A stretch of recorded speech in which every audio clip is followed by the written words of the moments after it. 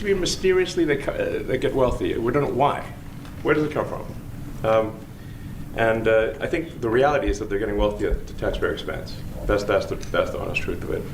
So, we're looking at, say, if you look at, say Treasury, for example, basic controls that should be in place, that are in place in any company, such as making sure that any given payment has a payment categorization code, that there is a comment field that describes the payment, and that if a payment is on the do not pay list, that you don't actually pay it. None of those things are true currently. So the reason that departments can't pass audits is because the payments don't have a categorization code. It's like just a massive number of blank checks just flying out the building. So you can't reconcile blank checks. You've got comment fields that are also blank, so you don't know why the payment was made.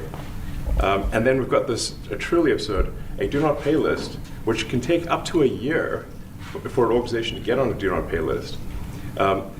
And this, we're talking about terrorist organizations, we're talking about known fraudsters, known aspects of waste, known things that do not match any congressional appropriation, can take up to a year to get on the list, and even once on the list is not used.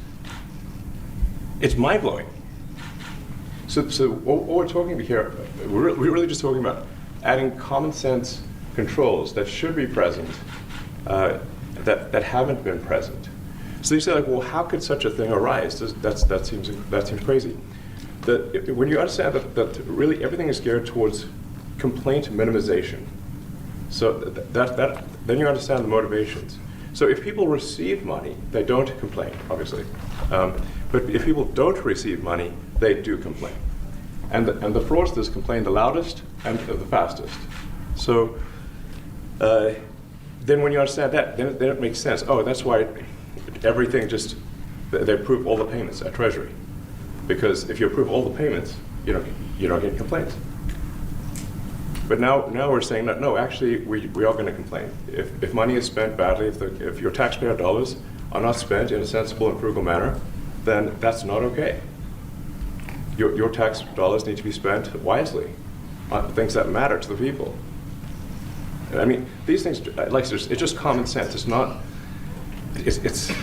draconian or radical, I think. It's really just saying, let's look at each of the expenditures and say, is this actually in the best interest of the people? And if it is, it's approved. If it's not, we should think about it.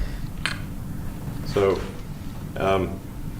there's crazy things like just cursory examination of Social Security, and we've got people in there that are 150 years old.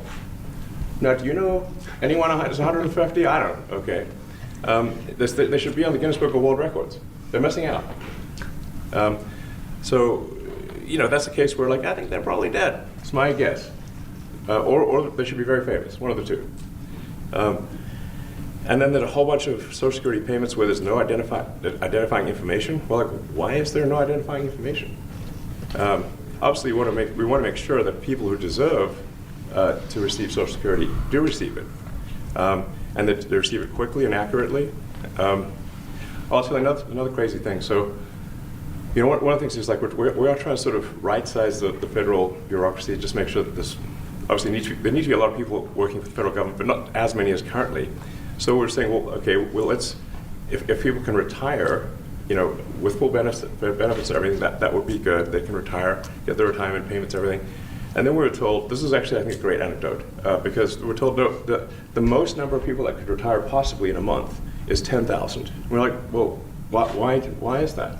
Well, because all the retirement paperwork is manual on paper. It's manually calculated, then written down on a piece of paper. Then it goes down a mine. And what do you mean a mine? There's a limestone mine where we store all the retirement paperwork. And you look at a picture of this mine. We'll post some pictures afterwards. And this mine looks like something out of the 50s because it was started in 1955. So it looks like it's like a time warp. And then the speed, then the limiting factor is the speed at which the mine shaft elevator can move determines how many people can retire from the federal government. And the elevator breaks down sometimes, and then nobody can retire. Doesn't that sound crazy? There's 1,000 people that work on this. So I think if we can take those people and say, like, you know what, instead of working in a mine shaft and carrying manila envelopes to, boxes in a mine shaft, you could do practically anything else, and you would add to the goods and services of the United States in a more